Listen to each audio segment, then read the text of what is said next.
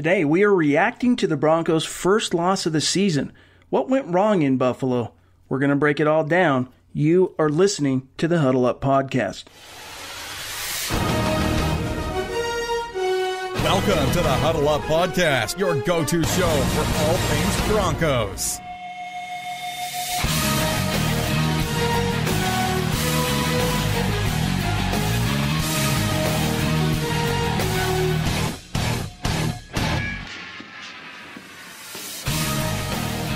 Welcome in, everybody, to the Huddle Up Podcast presented by Mile High Huddle. It is time to drop some knowledge. I'm your host, Chad Jensen, Scout Media, CBS Sports Digital. With me, as always, Will Keys, editor and writer at Mile High Huddle. We are now, ladies and gentlemen, in the bizarre twilight zone where the Donald Trump thing, that sphere, has intersected with the NFL. Now, personally speaking, I'm a stand-up for the national anthem type of guy. I'm one of those dudes kind of gets choked up every now and then when the anthem is sung at ball games. I'm that dude. But we live in the United States where freedom of speech is guaranteed under the Constitution. Will, are you a stand for the anthem guy? Were you an NFL player, for example? Do you think yesterday you would have taken a knee, or would you have stood, in the wake of the president's, let's face it, inflammatory comments? Yeah, I mean, along with everybody, I really wish that he had kind of kept a little bit of separation of NFL, church, and state going on, and Indeed. kind of left the NFL protests to the NFL and not rock the boat. But and I think he'll find that it's going to be in the long term not conducive to any future political aspirations. But that's of course not what we're here to talk about. I think I'd be like No Sean Moreno, where I'd stand with my hand over my heart, crying waterfall-sized tears for the anthem. Yeah. Or I think more realistically, because no one knows what you would do, and no one really knows what goes on in that locker room except for the players and coaches. But I like to think I'd be like Garrett Bowles, where I'm standing up for the anthem with my hand over my heart, but maybe one hand on the shoulder of someone that's kneeling. Yeah. But yep.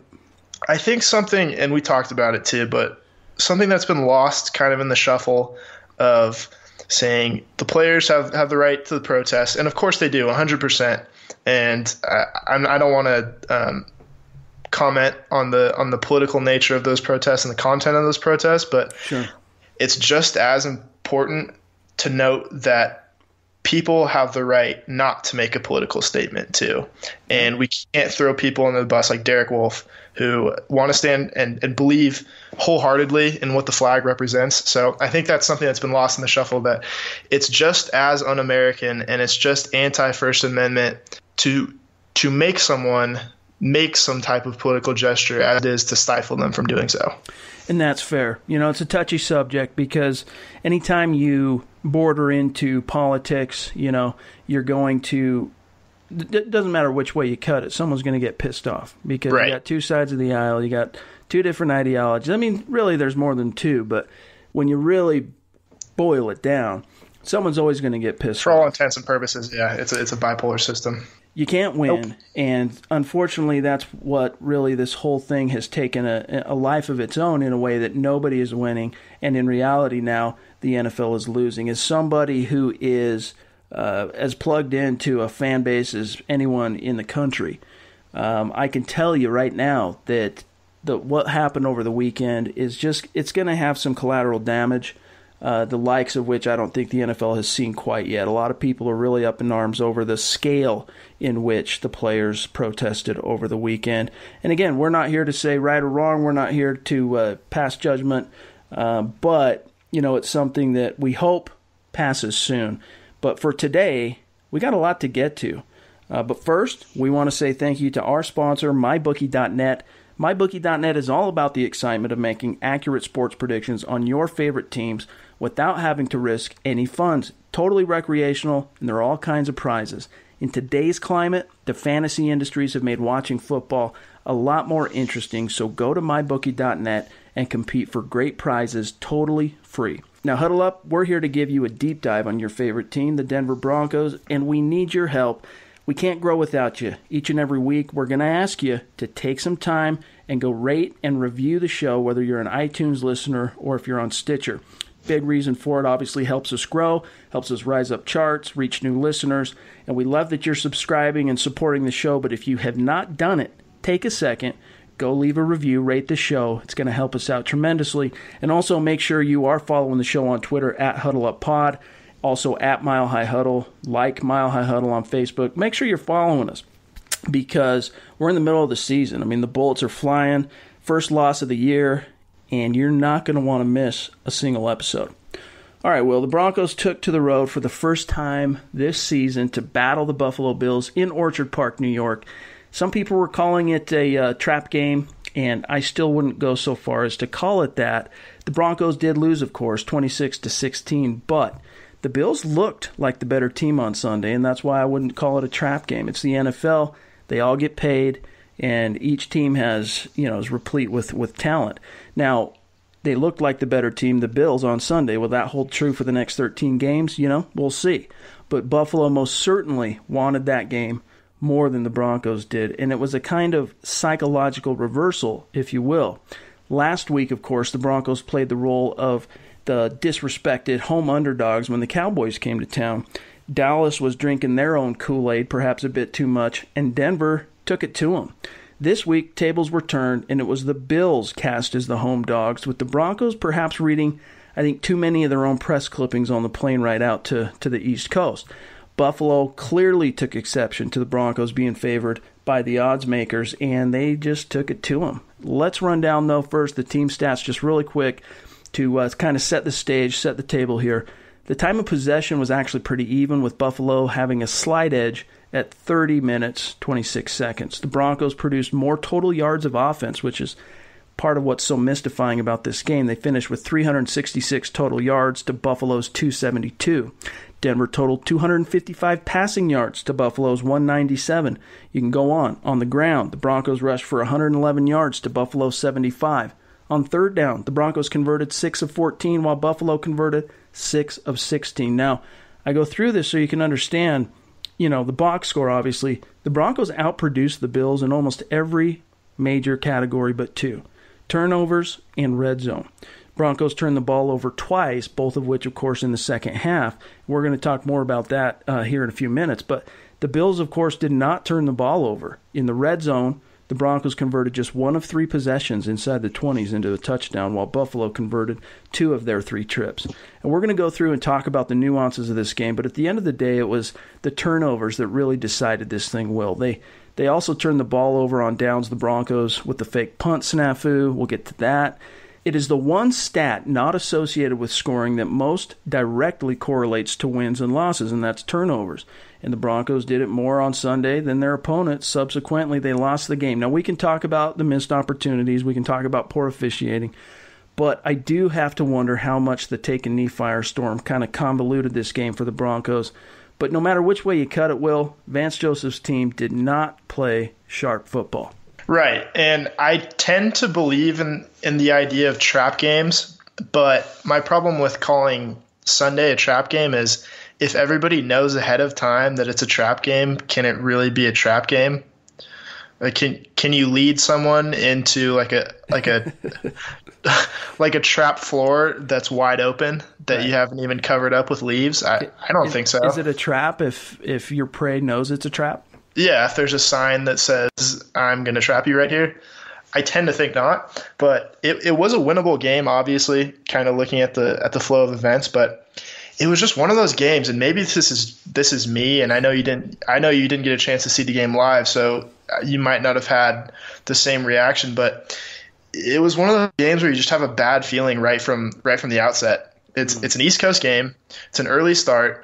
Buffalo, especially in September, for whatever reason, when the weather hasn't sucked the life out of Bills Mafia yet, and that and their usually poor record at the end of the season, they're home underdogs. The media had basically been patting the Broncos on the back for a week since they beat the Cowboys in pretty tremendous fashion. Yep. And then there's a couple of calls that changed the course of the game, which we'll talk about. And then, of course, the turnovers too. So overall, if you look back at it and you point to a few moments here and there, you could say, well, if this went differently, and it easily could have, it was a very winnable game. But at the same time, if you're watching it from the start and you kind of take the week of context into account, it just felt like one of those games where everything was going to go against the Broncos and they were kind of doomed from the get-go. And it was such a weird week in the NFL that you almost want to just like throw everything out the window, and maybe we will in the long term, hopefully, if you're a fan of the Broncos. But so I think for those reasons, I'm not too concerned overall. And it doesn't really change my perception of the Broncos, because I thought going into the season that they're a wild card, kind of fighting for a wild card, and maybe they get in type of team. Mm-hmm. And after yesterday, I still think that's what they are. We shall see. But I will agree with you that it was a bizarre week. And I think we'd be fooling ourselves, and I think even hearing Vance Joseph talk about it on Monday and other coaches across the NFL, that the whole take a knee firestorm didn't affect the product on the field over the weekend. We're lying to you're lying. Maybe not in a sense that you're trying to deceive anybody, but you're not being truthful, at least to yourself. I mean, there was clearly an effect, and I wouldn't say, Vance Joseph talked about, I won't play the clip, but Vance Joseph talked about, look, yeah, there was a distraction, players took it personally, what the president said, et cetera, but when they stepped out onto the grass and the first whistle gets blown, they're all about playing football. They're professional football players. And while I get that, and I believe that's true to a certain extent, the mind, the mental aspect, the emotional aspect also takes its toll. Yeah, and I think we tend to think that just because football players are professionals means that they're automatically able to compartmentalize everything. And I don't think that's true. Yeah. And we don't apply it to everything, because if you look at some of the most storied games in NFL history, like Brett Favre's game in Oakland after his dad died. Mm. Don't you think everybody talks about the emotional impact that had on his performance that night? And I think that's totally true. And so I think it applies to other facets of life as well. And I think politically it has a lot to do with that. I think it's a reason why they canceled games the week after September 11th. And obviously this is nowhere near that magnitude. Yeah. And there's so much debate still about, why they didn't cancel games in 1963 after the Kennedy assassination. And clearly in 2001 it would have had a huge impact, and it wasn't right to play football that week. But I wouldn't go as far as to say that it affected any team's performance more than the other, just because there was nothing franchise specific about what was going on, and maybe it affected just the quality as a whole, or just everybody's mindset. But I certainly wouldn't pin any of the Broncos' failures on it. Well, let's talk about Trevor Siemian. Let's talk about Mike McCoy and that bizarre game plan. When, I made a video on Sunday night kind of breaking down Trevor Siemian, and I was a tad harsh, and I had to take a step back and really look overall at the game plan. But still, when Trevor Siemian has a bad day, Will, it's a bad day. And he looked pretty sharp in the first half, went into halftime on pace for a 300-yard game, which was the first problem in and of itself. More on that shortly. But Siemian had a few off-target throws in the first half, but in the second, man, was he off. He only completed 50% of his throws in the second half, threw 2 untimely interceptions. On the first pick, the Broncos defense bailed him out, fortunately forced a punt. But on the second, the Broncos were down by 7 in the fourth quarter, and the Bills proceeded to suck 7+ minutes off the clock, which forced the Broncos to utilize all their timeouts, came away with another field goal, the Bills, which extended the lead to 2 scores and basically put the game out of reach. There simply wasn't enough time. But Siemian was off, Will, on the road. But the game plan, here's where I want to give him a little bit of a break. The game plan was just bizarre. Mike McCoy called a game in which he asked his young quarterback to throw it 40 times on the road. And, the mystifying aspect to this is that the Broncos were never in the kind of hole where teams traditionally feel like it's dictated for them to abandon the run. I mean, right. In the second half, it was only a 4-point deficit and then a 7-point before Buffalo's final death knell drive there. And C.J. Anderson, you look at the numbers, Jamal Charles, they were both being productive on the ground. Anderson averaged well over 4 yards per carry on the day. Charles was at 6.2. So, the Broncos again eclipsed the 100-yard rushing mark as a team, which is solid. But when you look at the amount of times they rushed it compared to their pass, so the run-pass ratio is just lopsided. 40 passes, now this doesn't count sacks, to 23 rushes. Here's what Coach Vance Joseph said about the game plan specifically on Monday after having watched the film twice. I don't think it was out of sync. I thought they gave us a number of different looks that they kept us guessing. They played a lot of heavy box stuff on obvious rundowns and forced us to throw the football. And we threw it enough, and we didn't win enough on outside. And on third downs, they played some shell stuff and brought some pressure stuff that were good stuff. So they coached very well yesterday. All right, so the decision to abandon the run, in my mind, just put the onus on Siemian. And I think going into this game, we felt like he might be kind of burgeoning into the type of player where he could handle that pressure. And clearly, Mike McCoy had every confidence in his young quarterback to shoulder that load, but Siemian couldn't do it. He finished the day 24 of 40, 259 yards, a couple of interceptions, no touchdowns, sacked 3 times, all of which Pro Football Focus credited to him, finished with a rating of 58.2. Now, my thing is this, Will. I hope the Broncos learned a lesson from this. Yes, the Bills were stacking the box at times, but the Broncos were still making them pay when they rushed. And the Bills' secondary were keeping the passing windows to just a slim margin for Siemian. It was just a head-scratcher to me, Will.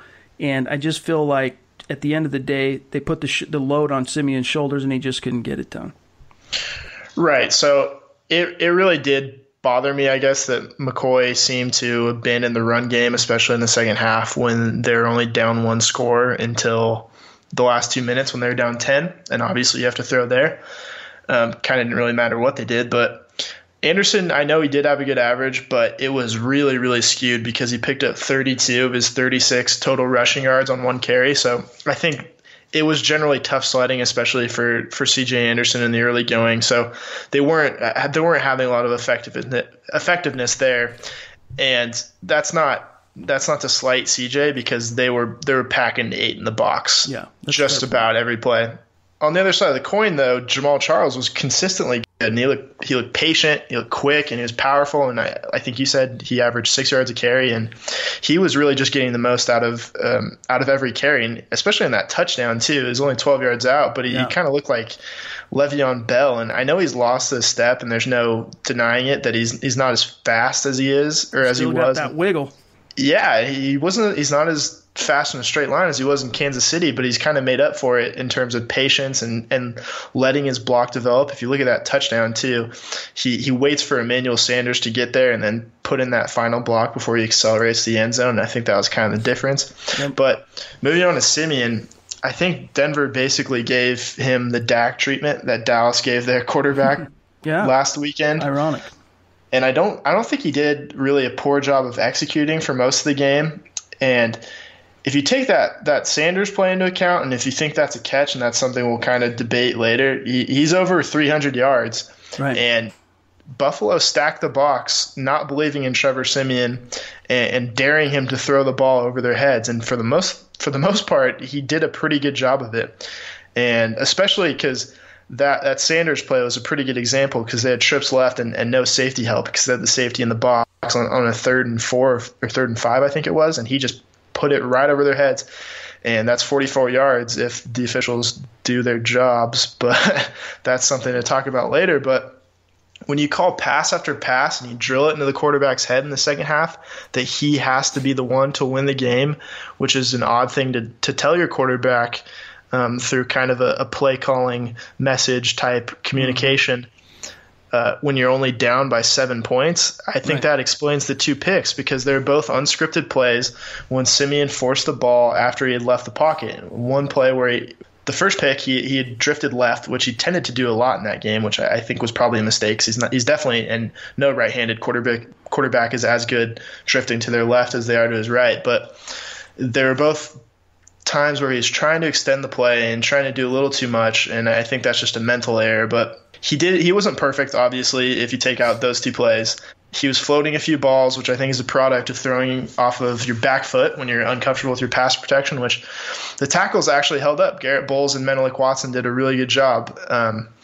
And I think Siemian was kind of seeing ghosts a little bit, but that's fair considering how bad the protection was in the prior weeks, especially from the right side. But he's floating balls, and he kind of neglected the middle of the field and wasn't really looking at his tight ends. But again, I think it's unwise to overreact after one off game, and I think it's fair to call it a bad game, especially when he had that type of decision making in the second half. But they just have to get back to the formula, what was working, which is establish the run, give them quick throws, and I think we have to give the Bills defense credit because they're a good defense. They held Cam Newton and the Panthers to 10 points last week, so credit to them.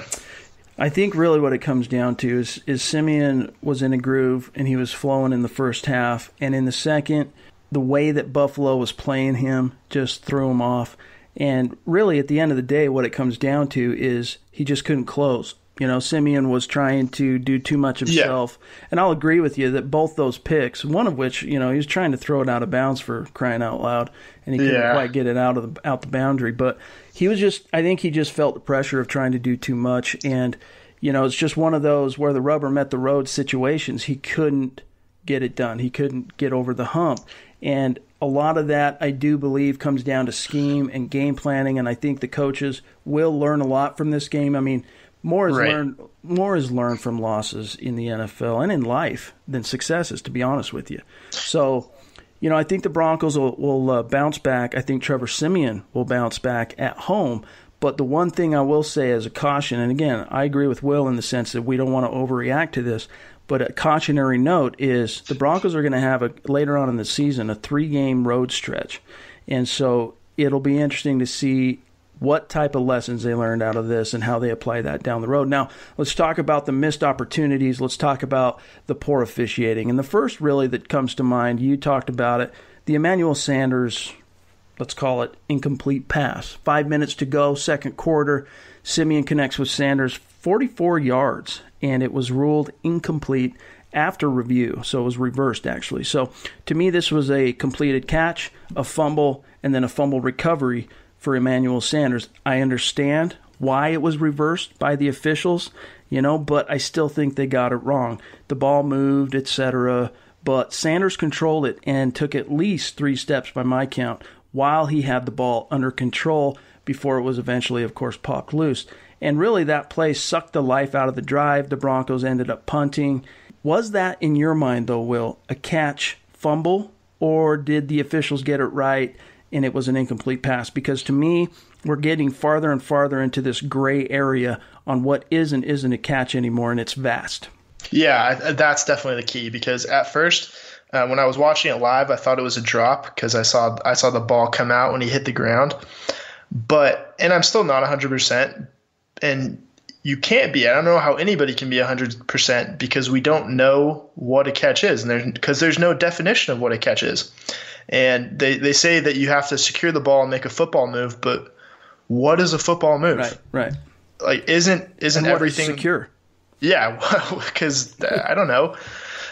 These are such vague, broad terms, and I'm glad that no one in the NFL works for the American justice system, because we'd have a lot more problems than we do right now. That's for damn but, sure. Yeah, isn't everything that you do on a football field a football move? Right.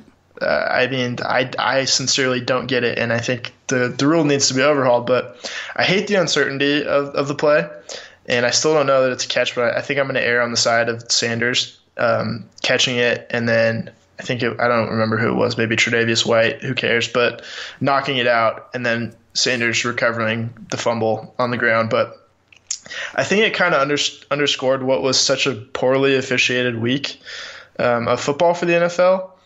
And that wasn't just the Broncos game, but after that, I turned on the Seahawks-Titans game, and Richard Sherman should have been kicked out of the game pretty quickly after I think he got 3 personal fouls on one play and then hit Marcus Mariota out of bounds kind of in pretty vicious fashion. But that, and then there's this phantom holding call that negated a Dory Jackson punt return touchdown. And to be honest, I think the over-officiating and the poor officiating this week in the NFL turned me off of it more than any protest or kneel down could ever do. And that's fair. I think that at times the officiating crews need to be reminded of kind of the postseason rules, which is let these guys play unless there's an egregious penalty that affects the flow of the game.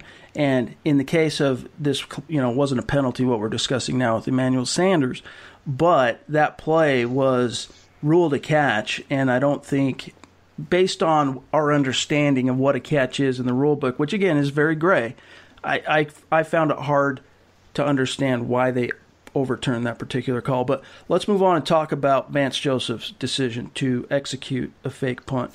It was 4th and 2 from Denver's own 31. About 33 seconds left in the third quarter. Before we break this down, let's hear it from Coach Joseph himself on his decision to go for it. Well, obviously the fake punt is my call solely, okay? And the idea of that fake punt was obviously we wanted it to be within 4th and 1, 4th and 2. It was 4th and 2, okay? So we ran our offense line off, kind of mixed them in with the punt team, and ran those guys back on, okay? So we wanted our offensive line versus their punt return team, which is all defensive backs and one linebacker, okay? We ran our O-line back on, okay? We had the perfect look, okay, but we were short one guy.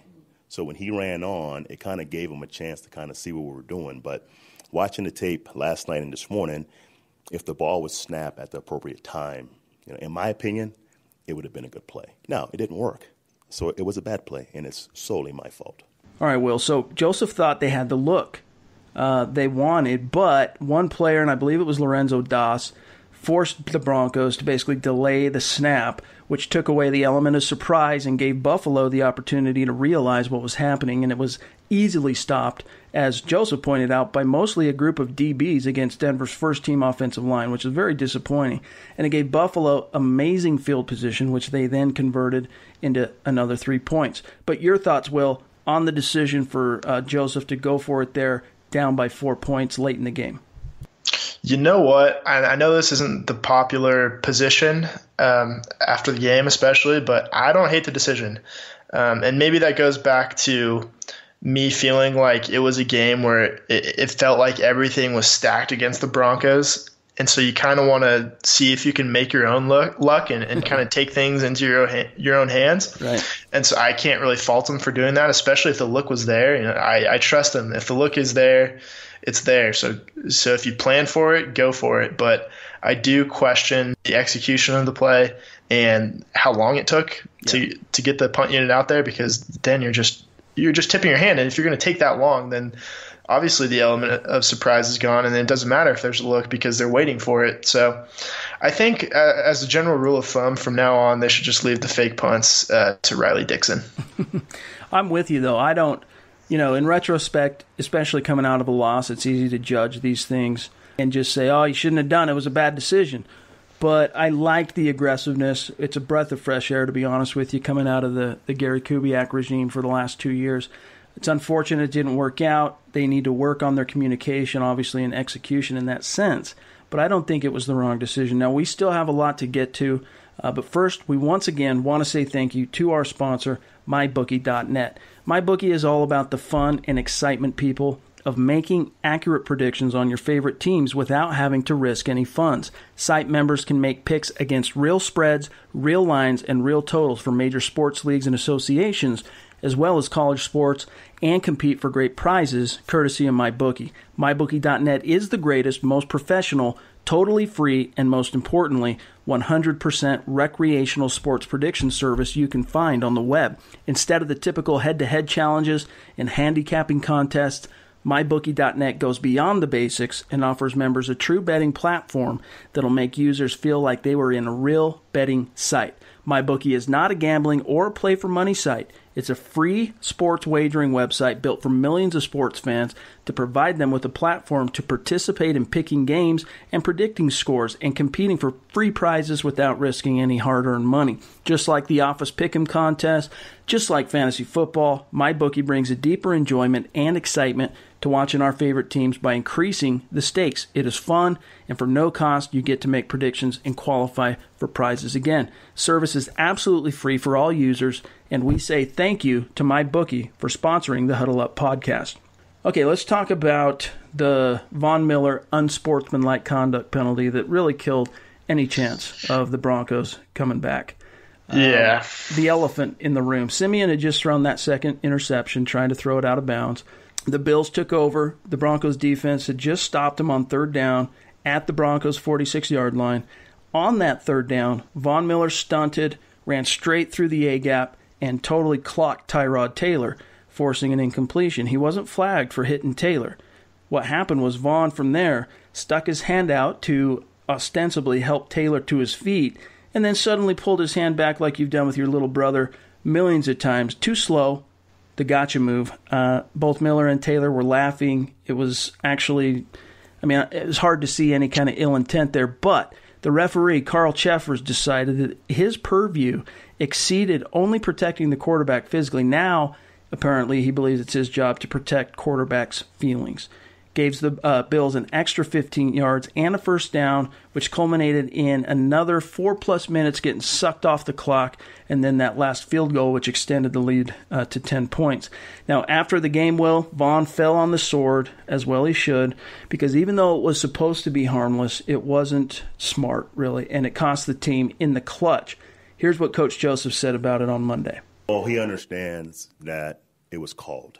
So if it was called, it's our responsibility not to do it. So he gets that. And obviously Von's a team captain. He's a team leader. So that penalty hurt us. And that, he understands that. But it was called. All right, Will. So the ridiculousness of that call, we're all dumbfounded by it. My instinct when it first happened was to just berate Miller and talk about how, it's just not being situationally aware. But really, at the end of the day, who could have predicted that would have triggered a flag? No one. And it really bothered me because it was clearly 100%, I think, to 99% of the population would know that it was a joke. And it's something that he's done before, like against the Vikings back in 2015, and he was not flagged. And nor should he have been. But most importantly, it changed the entire course of the game. And it's not why the Broncos lost, obviously, because I think there's a few bad calls on both sides for the Broncos and for the Bills. But it killed any chance of them coming back. So instead of the Broncos getting the ball back down 7 points with 5 minutes left to go in the game and all 3 of their timeouts, They get the ball with 2 minutes, down 10 points, and 0 timeouts. So shame on head official Carl Cheffers for, first of all, not having a sense of humor, and it's funny now, but it's really not if you think about it, because he didn't have a sense of humor, and second of all, he had 0 sense of what impact that flag would have on the game. And it's different maybe if you call it in the first quarter to set a precedent on what behavior you think is acceptable. Yeah. And I still think I still wouldn't be able to justify it, but it's different. And and kind of to another point too, you can live with it if it's a bad call, like a bad holding call or a bad pass interference call, because at least that has something to do with the game, and referees are humans, and they make mistakes and sure, they make error, and that's just part of the game, and that's just something we all have to live with football.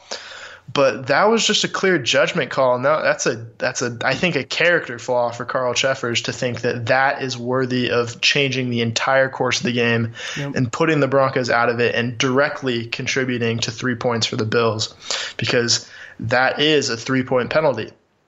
So, and another thing is, it's really frustrating because Von Miller has to go up and he has to go in front of the podium and talk to the media and take responsibility, which he didn't have to do because he wasn't responsible for anything bad, but he did anyway because he's really turning into a consummate leader, and that's what leaders do. But Cheffers doesn't have to go in front of anybody, and he doesn't have to explain himself at all. Yeah. And I guarantee that he's not going to face any discipline because the NFL doesn't want to do anything that's going to call attention to basically anything that would reflect poorly on the game.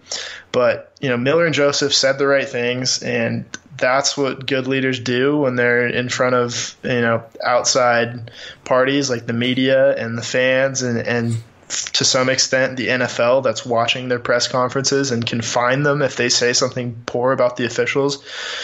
Which, if you want to talk about, and I know the NFL is a private company, so I'm not being completely serious, but if you want to talk about the First Amendment, that's something to look into. But that's what good leaders do. They accept responsibility no matter what, but internally they know that call was 100% garbage, and we do too.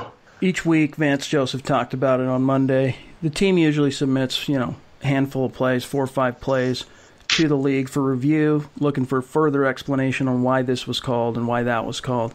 And, of course, that's going to be one of them because it cost, as you say, you can't say it necessarily cost them the game because so many other events conspired and led up to that point. But what you can say with authority is that it cost them the opportunity to come back in that game. And so, yeah, we'll see how it shakes out in terms of, future ramifications, if it does set any kind of precedence. And really, if there's anything on my part that I could criticize Miller for, and it's not necessarily something he could have known beforehand, who could have figured that would be called a penalty, but if I could criticize him on anything in that regard, it would just simply be that in the clutch in such a key moment, you just got to play better within yourself. And maybe a better explanation is have better situational awareness and know that sometimes it's not, there's certain points in the game where it's not worth it to take any kind of risks in that sense. But still, that's just making excuses for the officials. It was a bad call. All right, now we promised we'd make time for the Mile High mailbag this week, and we're going to stick to it because we are your football priests. We're here to offer absolution and answers to your burning Broncos questions. And, of course, we always enjoy engaging with you, our listeners. Now, our first question comes from Jacob Smith on Twitter, at JSMileHigh9798. His question: I know the QB question doesn't want to be asked, but Siemian made 2 inexcusable throws yesterday, the throwaway interception and the hopper to Sanders. It's week 3. Now, the hopper, I think he's referring to the final throw of the game for him. It's week 3, Not time to panic, but with the Raiders coming and the bye week following, how long is Siemian's leash? Now, Will, I'll let you answer first for Jacob, a loyal listener to the show. Yeah, thank you for the question, Jacob.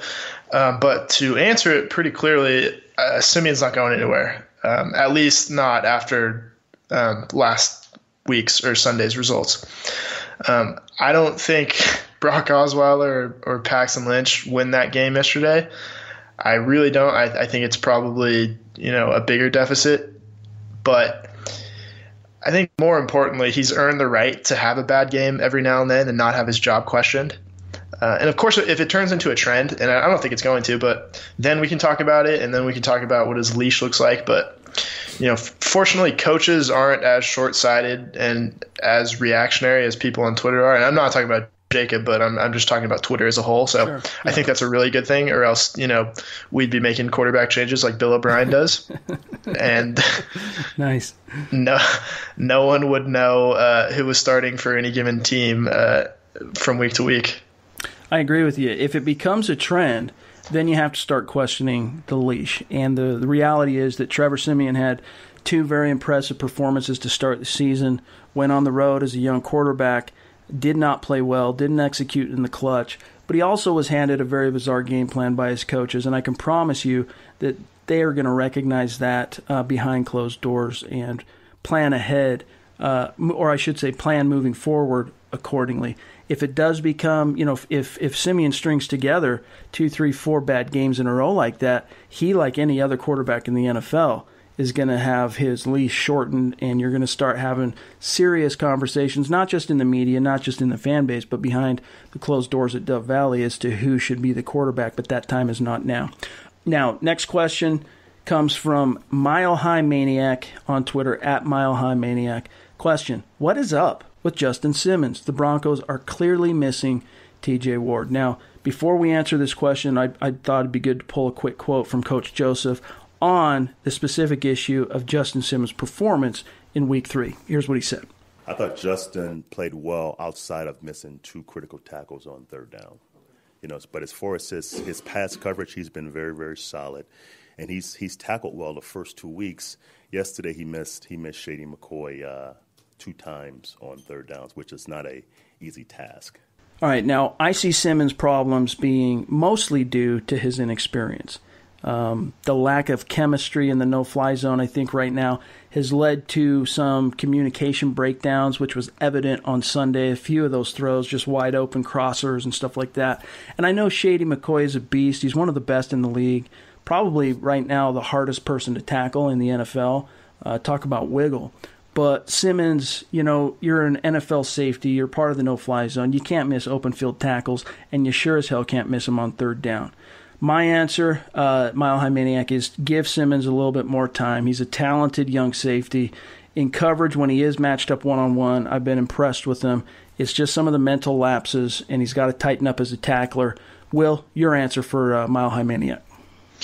I don't think there's any reason to say that TJ Ward would clearly be an upgrade at this point. I know that Simmons did have a bad game, but I don't really think that changes anything. And stuff happens, and he wasn't the only guy on the Broncos defense to have a bad game. That's for sure. Yep. But he actually, according to Pro Football Focus, and this is a real stat, and it sounds made up, but he hadn't ever missed a tackle in all of his opportunities from the start of his career until yesterday. And it's a pretty incredible stat. So those are the first 2 missed tackles of his career, and they're big, and they're really ill-timed, but that's going to happen, and he's fine, and he's still a really above-average safety, and it doesn't change the fact that he provides more in coverage than TJ Ward does. And I still think TJ Ward is a very good player, but I'm not going to toss just like with Siemian, I'm not going to toss the first 2 games out of the window because he missed 2 tackles. Siemian threw 2 interceptions. Justin Simmons missed 2 tackles. Doesn't make either bad players. Yeah. Right now you're looking at more of an outlier, and if it continues, he's a young player. I think really, again, just to reiterate, the biggest issue is just experience playing together, and that comes to a certain point. The way it resolves itself is in communication breakdowns, and those kinks will get ironed out as the season marches ahead. Now, our last question comes from Dion Hicks on Twitter, @DionHicks. Question: is there anything we can take from the Raiders-Redskins game last night? The Skins completely shut the Raiders' offense down. Will, your answer for Dion. So I'm really tempted to say that the Raiders are frauds and they stink and they're done in 2017, but I don't want to be a hypocrite because I just went on a long diatribe why I'm not going to have a knee-jerk reaction to Trevor Siemian or Justin Simmons. So I guess I won't overreact to the game last night, but I think it did show a few cracks in the Raiders' offensive line, which we thought was this, perfect, immaculate unit. Yeah. Until last night, they got pushed around, and if you want to talk about quarterbacks that aren't as good when they don't have their supporting cast working and their running game flowing and their offensive line playing perfectly, and you want to pin that on Trevor Siemian, you could say the same exact thing about Derek Carr last night because he looked a lot worse than Trevor Siemian against a defense that I don't think anybody would put up with the Bills right now. Not to say that the Redskins didn't play really well defensively because they did, but it shows their offensive line isn't perfect like we thought, and we knew going into it that they're not a great defense, and they certainly aren't outside of Khalil Mack. But Jay Gruden did a really good job of exploiting their flaws in coverage, and they attacked them pretty well with Chris Thompson. It just felt like big play after big play, and they just had no idea what to do with him because I don't think they have a linebacker really that can match up with a good pass receiving halfback. And so, these aren't really new revelations on defense of the Raiders. I think it is on their offensive line, but I'm not ready to say that they're not still a good team. I think they certainly are. And they're not as good as the Chiefs, but I didn't think they were before that game. So it'll be interesting to see who responds better to a loss because the Broncos and the Raiders are both going to be playing each other coming off of losses next week. And if I had to say right now, I think you give Denver the advantage just because they'll be playing at home. Yeah, and it's a divisional game. Both teams are going to have their dander up. I can promise you this game is going to be a close game. But it will be, I think, a harbinger of how the season is going to unfold for both teams who comes out on top in Week 4, and it's going to be really important for the Broncos in particular having a Week 5 bye to enter that bye on a high and feeling good about the first quarter of the season. Now, we've done away with the risers and fallers. In a win last week, Will and I each handed out our respective game balls, but this time the Broncos lost. So no game balls to be given. Instead, let's focus on a couple of players. We're going to call it our badge of shame, guys who absolutely just need to step it up. Will, start us off. Give me 2-3 players who contributed to the Broncos' Week 3 loss that just simply have to turn the ship around, play better in Week 4. So I'm going to start with the aforementioned Justin Simmons, just because he missed those 2 pretty crucial tackles. And I'm not going to say he's any worse a player than he was going into Week 3, but he did have a bad game. There's no denying that. But step it up. Right, he does have to step it up next week. But at the same time, like I don't know many players that can consistently make open field tackles on LaShawn McCoy. Yep. So, yeah, again, not overreacting, but he did have a bad game. Second, Will Parks, because he missed a pretty big tackle too, and I think he had an unsportsmanlike penalty somewhere. On a punt return. Yeah, and so that's really bad for field position too. And thirdly, he's not a player, he's not a coach, but he is a referee. Carl Sheffers, get a sense of humor, get a sense of significance and context, and I don't know, loosen up, man. Yeah, for me, I'm going to start with Trevor Siemian. And again, I've given you the caveats in terms of, he didn't get the greatest hand dealt to him in terms of that game plan. But at the same time, you expect your quarterback, if his number is called, to execute said game plan. And the Trevster just came up short. So in a very important, absolutely pivotal, key divisional game, at home no less, he's got to step it up. Another one for me, the no-fly zone. Just generally speaking, Week 3, they were off. There was just a few lapses there that just really frustrated me. And one in particular, too. It was kind of a busted play, so it's hard to pin too much of the blame. But that touchdown to the tight end, Clay, just really pissed me off that he was allowed to just leak out like that with 4 or 5 different guys over pursuing to the right or the defensive left there. So just overall, I think the no-fly zone, they need to regroup, they need to batten down the hatches and get back into the business of taking out opposing teams' passing game. I mean, you look at Tyrod Taylor, what did he finish, 20 of 24? I mean, something really, like a really high completion percentage. Yeah, I mean, we haven't kind of seen uncharacteristic. We haven't seen an opposing quarterback be that efficient against the no-fly zone in many moons. So they got to tighten that up. And then lastly, for me, the coaches. I just don't think, and we heard Vance Joseph talk about it, the Buffalo Bills coaches, excellent. They coached the hell out of that game and outcoached, frankly, the Broncos, who in the previous 2 matches had outcoached their opponents. So, again, this is one of those learning moments for the Broncos, teachable moments coming out of a loss. What do they learn? What can they apply moving forward? Because Week 4, again, very pivotal game, absolutely huge. So they got to make sure they put their best foot forward and learn from their mistakes from last week. Now, before we get out of here, we want to say thank you as well to our sponsor, Audible. Get a free audiobook download and a 30-day free trial at audibletrial.com/huddleup. Over 180,000 different titles to choose from for your iPhone, Android, Kindle, or MP3 player. audibletrial.com/huddleup. This is a service, an app that I use on a daily basis. You guys have heard me, the loyal listeners, talk about this week after week. I love this service. I'm a big reader, but I'm also a father got a lot going on with my job. Don't always have time to sit down and turn the pages on the books that I want to, and Audible allows me to do that while I'm working out or doing yard work or in the kitchen or whatever in my commute. So the cool thing about this, you're supporting the show. You get a free trial. You get to choose a book. You choose the book, whichever interests you most. You get 30 days to give it a shot. If you don't like it, you get to cancel. And if you try it, I can promise you, you will like it. You'll be glad that we pointed you toward Audible. So go to audibletrial.com/huddleup. And that'll do it for today. I think we pretty much covered things. One last thing actually before we get out of here, Will, that I want to talk about is I was impressed by Todd Davis. Todd Davis and Brandon Marshall both, actually, as a duo, I thought performed very well, but especially Todd Davis. I've been going over the film, preparing for my three takeaways from the film piece that I do each and every week. And Todd Davis was just jumping off the screen in terms of just always being around the ball.